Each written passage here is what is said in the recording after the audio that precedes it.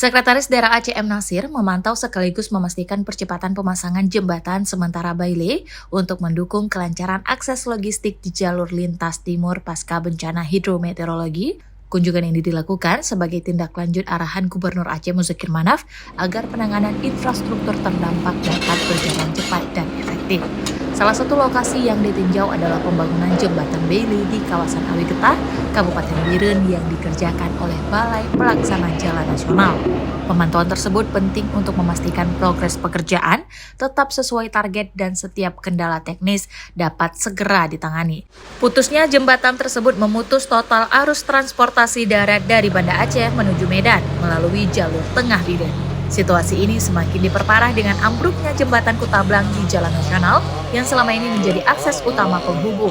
Lebih lanjut, M. Nasir menegaskan bahwa pemerintah menargetkan pembangunan jembatan alternatif dilakukan secepat mungkin untuk memulihkan konektivitas antar wilayah.